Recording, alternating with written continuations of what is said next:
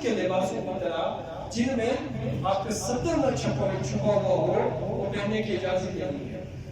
مجھے یہ بات سمجھ میں نہیں آتی، بس اوقات بڑے بڑے ایسے لوگ جن کی شہرت ہوتی ہے کہ وہ کسی چینل پہ بیٹھتے ہیں، کسی جگہ بیٹھتے ہیں، اس پہ وہ اپنی پینٹ اس جگہ سے پھٹی ہوئی کیوں رکھتے ہیں؟ یہ جو ہے آپ کے رانت کی جگہ اس میں پھٹی ہوئی کیوں رکھتے ہیں؟ مجھے بہت اس بات کو دیکھ کے بڑا تعجب اور سوچتا رہا تو مجھے یہ بات سمجھ میں آئی کہ اسلام نے ہمیں مردوں کے لیے لباس میں ناف سے لے کر گھٹنے کے نیچے تک کو پردہ قرار دیا ہے۔ کوئی مرد اگر اس جگہ کو کھولا رکھے گا تو اس کو فاحش اور بے حیا سمجھا جائے گا، اس کو اسلام کے نظام حیا کے خلاف لباس کرنے والا سمجھا جائے گا۔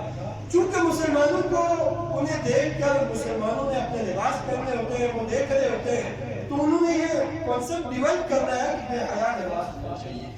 تو انہوں نے حالانکہ جسم میں کپڑے کٹ لگے ہوئے وہ تو عجیب لگتے ہیں، گندے لگتے ہیں کہ بندے نے لباس کو درمیان سے کٹ لگے ہوئے ہیں، ہم سب احترام کرتے ہیں ہمارے، لیکن وہ اتنی بڑی پرسنالٹی ہے کہ شہرت رکھتے ہیں، کروڑوں آدمیوں کے اوپر کام کرتے ہیں، پھر ایسی حرکتیں کیوں کرتے ہیں؟ پتہ چلا مسلمانوں کو نظام حیا میں یہ جو پابندی ہے کہ بھائی تم سطر چھپا کے رکھو، ان میں یہ کون سا کام کیا جائے کہ سطر کوئی چیز نہیں ہے۔ ہمارے اب کہا گیا کہ جاہلیت کے لباسوں میں نہیں نکلو گے، واقعی مسئلہ نماز قائم کرو گی، آتین زکات گھر میں ہوگی، تمہارے پاس کوئی بات ہے اس کی زکات ادا کرو گی، اطیعنا اللہ و رسولہ۔ عام قانون یہ ہے کہ خواتین اسلام اللہ رسول کی اطاعت کرنا، کوئی بات آ گئی ہم نے سنی ہم عمل کریں گے، کسی نیکی کے بارے میں یہ اجازت نہیں کہ میں نے سنی چاہوں تو عمل کرو چاہوں تو نہ کرو۔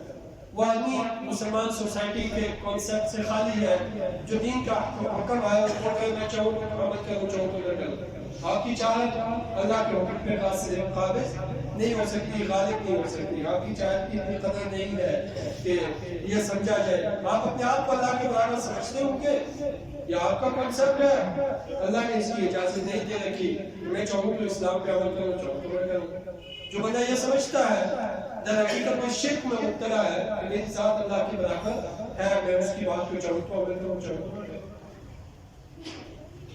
بیسک ذہن میں بات یہی چھپی ہوتی ہے جو بندے سے یہ جملے نکلواتی ہے، لیکن بسا اوقات ہم اپنے اندر کی بیماریوں سے واقف نہیں ہوتے، بڑے بڑے گناہوں میں مبتلا ہوتے ہیں، سمجھ یہ بنے ہوتے ہیں کہ بڑے ہمارے دین پہ اس سے کوئی فرق نہیں پڑتا، ہم خود اللہ سے کر لیں گے، معاملات حل کر لیں گے۔ تو ایسا نہیں ہے کہ معاملات آپ کی مرضی کے اللہ حل کرے گا۔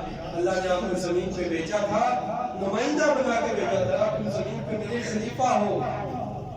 خلافت، ہم نے خلافت کا منصب دیا تھا تمہیں۔ خلیفہ کا مطلب کیا ہے؟ جو ہمارے حکم ہے زمین پہ تم چلاؤ گے، تمہیں جہاد کے ذریعے چلانے ہوں گے، تمہیں سیاست کے ذریعے چلانے ہوں گے، تمہیں نظام تعلیم کے ذریعے ہمارے احکامات چلانے ہوں گے، تمہیں نظام عدالت کے ذریعے اپنے احکامات پاور سے چلاؤ گے۔ ایسا نہیں ہے کہ اللہ کا حکم آئے گا میری مرضی ہوگی، چلوں گا اس پہ، چاہوں گا تو چلاؤں گا، چاہوں گا تو نہیں۔ یہ آپ کی مرضیاں ہیں، جب آپ سمجھیں گے کہ یہ اللہ کا حکم میری چاہت سے چلے گا، لیکن آپ کی مرضیاں، اللہ کا حکم کی ہے قدردانی نہیں ہے۔ ہمارے پاکستان میں بھی کچھ وقت پہلے یہ لہر چلی کہ خواتین کو نقاب سے باہر لایا جائے۔ الحمدللہ جہاں تک کچھ معاشرتی زندگی میں دینی تربیت ہوتی ہے، یہ چلتے چلتے آپ